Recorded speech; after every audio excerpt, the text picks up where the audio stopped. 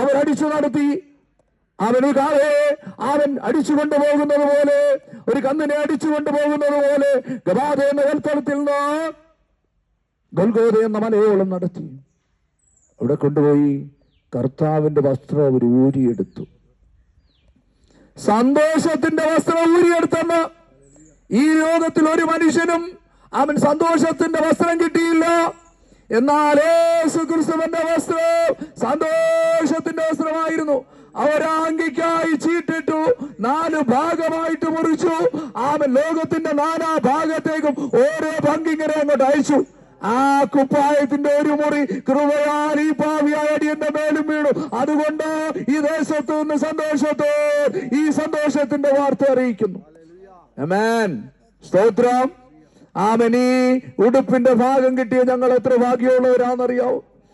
4 പങ്കായിട്ട് കിഴക്കോട്ട് പടിഞ്ഞാട്ട് തെക്കോട്ട് വടക്കോട്ട് 4 ഭാഗത്തേക്ക് നയിച്ചു.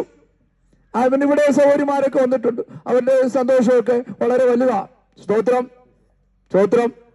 ഇനി നിങ്ങളോട് കാണുമ്പോൾ അറിയാം സന്തോഷമുണ്ടോ ഇല്ലയോ. ഞങ്ങൾ മാത്രം പറഞ്ഞാൽ പോരാല്ലോ. ഇനി മുഖം കുത്തി വീർപ്പിക്കുന്നവരാണെങ്കിൽ ദൈവം അവർക്ക് ശിക്ഷ കൊടുക്കട്ടെ, മോന്ത വീർപ്പിക്കുന്നവരാണെങ്കിൽ അവർക്ക് കൊടുക്കട്ടെ. ഞാൻ പറയാനുള്ളത് പറഞ്ഞു. അവൻ സ്വത്ത് ഹല്ലേലൂയ. പടങ്ങുന്നവരോ മോന്ത വീർപ്പിക്കുന്നവരൊക്കെയാണ്, അവർക്ക് ദൈവം ശിക്ഷ കൊടുക്കട്ടെ. പക്ഷെ സന്തോഷം എനിക്കുണ്ട്. അവൻ പറയുന്നു എനിക്ക് സന്തോഷമുണ്ട്. അതുകൊണ്ടാണ് അവൻ സകലം ഉപേക്ഷിച്ച് കർത്താവിന്റെ അവൻ ഈ അങ്കിക്കായിട്ട് അവൻ സ്വത്തും. ദൈവവചനം പറയുന്നു, ഒരു മനുഷ്യൻ സകലവും വിട്ട് ഒരു വയൽ വാങ്ങിയെന്ന് ആ വയലിനകത്തൊരു നിധി ഒളിപ്പിച്ചിട്ടുണ്ടായിരുന്നു. അത് അവൻ ഈ വസ്ത്രത്തിന്റെ ഉണ്ടായിരുന്നു.